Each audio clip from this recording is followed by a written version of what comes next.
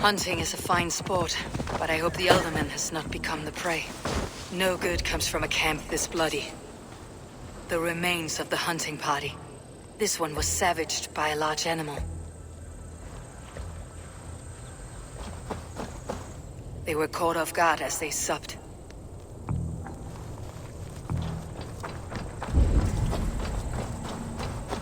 They were attacked by a beast. Something strong enough to kill a horse.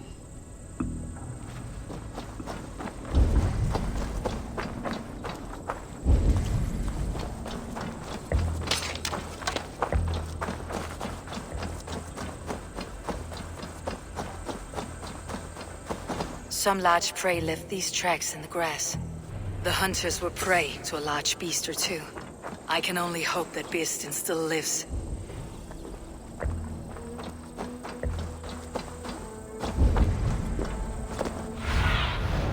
I need your eyes, my friend.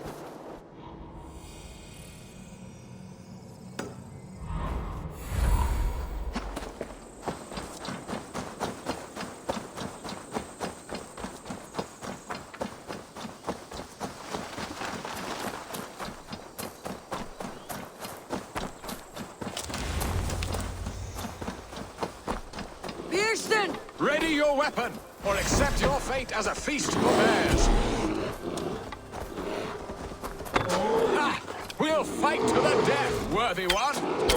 Ha! Your weapon strikes true!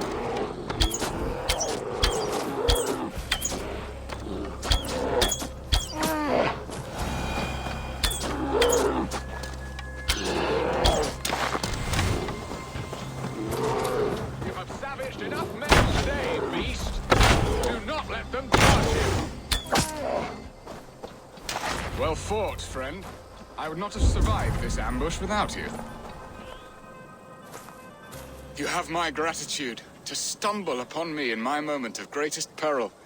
Perhaps you were God-sent. I am Estrid sent. Your wife and the Thanes of Essex both want your balls on a blacksmith's anvil.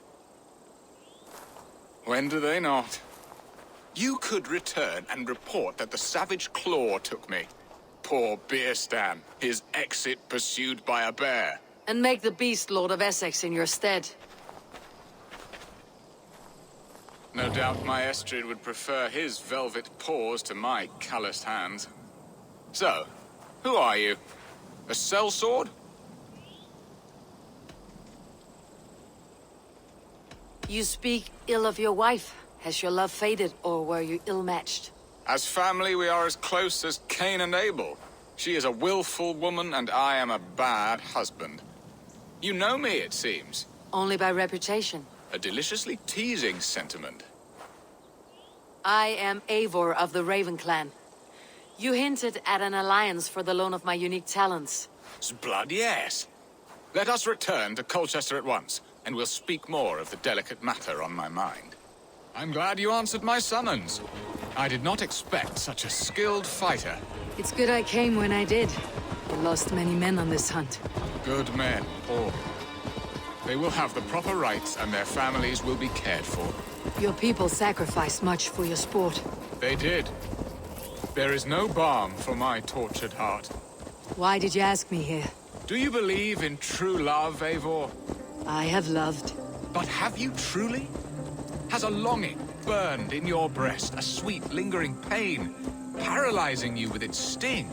There is pain enough in battle. I do not seek it out in love. I long for it. The thrill of a fight softly won. My wife Estrid lacks fire. She is a fish out of water, cold and dead. She showed great passion when I met her, keeping your things in check. Oh, they love her, it is true. Some with too much devotion. And I have not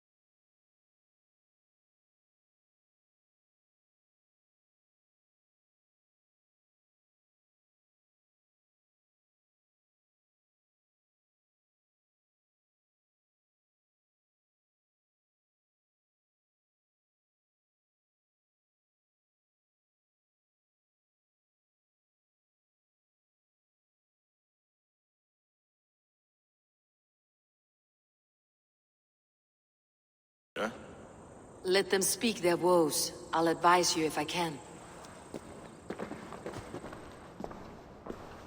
Who is this owl, Bearston, that twitters in your ear? An advisor, nothing more.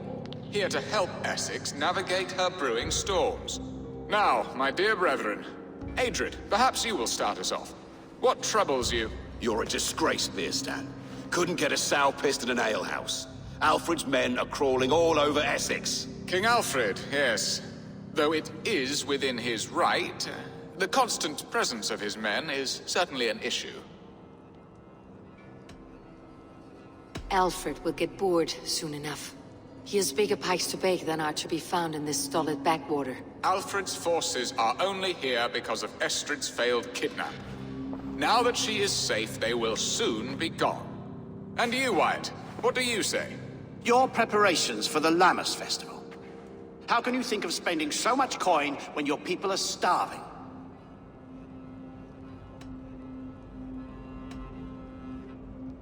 Often should one make an early meal, nor fasting come to the feast. The feast, yes. The festival! This is not for full bellies, but to bless the loaf. Does that not bring us all good fortune? And Aldrich, do you yap like a she-hound as Adrid does? You know my thoughts, Bearston. The feared. How can we give men to Alfred for his wars when our harvest suffers day by day?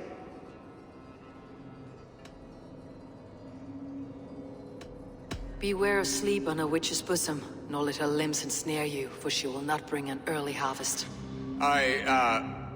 Bosoms, that? No. I'm afraid I don't know what that means, Abel. There! Have I not answered all your questions? You are a stain on this Shire, Bearstan. Useless. Useless. That's right. Yet still you haunt my hall. Be gone! I haven't time for your squabbling.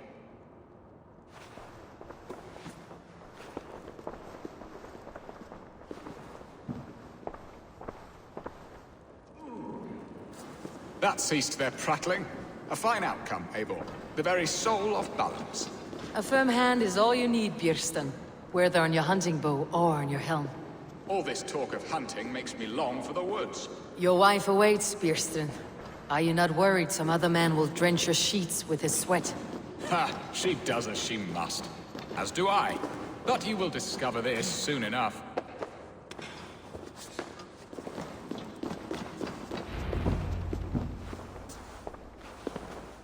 You have done the impossible, Dane. Returned my errant gander to his coop. My pettish love. Such a stormy countenance clouds the sun of my return. Your thanes drank the ale the abbot gifted us. All of it. Now that is a tragedy my heart will not easily overcome. If he looked at me with the same affection he shows for hunting deer, our marriage might have survived. So, what do you need of me? Our affairs are more of heart than of state, Eivor. What little passion there was between us faded into bickering long ago. We would have our freedom, Eivor. I from my wife, and my wife from Essex. I am too sharp a weapon for so soft a task. Why not part and be done with it? Oh, were I a Dane, and divorce as simple as a slit throat. But it's not so easy as that.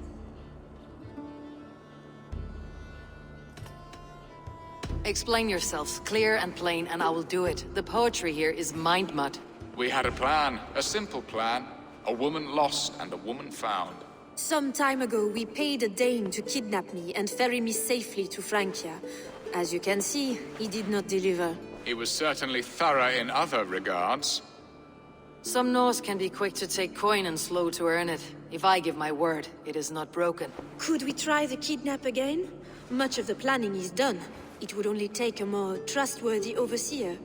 It should be a bold venture if we do. Loud and brash and seen by all. During our Lammas festival, merry peasants and guards with wandering eyes. Your return to Francia would need a swift ship with a captain ready to leave England. We could ask him. I would have thought his steed and seamen spent. Come find me in the market, Eivor. Our unwelcome guests require food and ale to soften their anger. My wife is a gracious and attentive host, Abel. The only thing that keeps my braying thanes at bay. And the woman found? A darling Maybud, Alvida, my childhood sweetheart. I left her 20 years ago in Malden to marry my prickled pear. 20 years. Can an ember so cold be reignited? We can hope. You must fan the flame. Find her, bring her to my lakeside cottage, and light a bonfire there. I will know to come.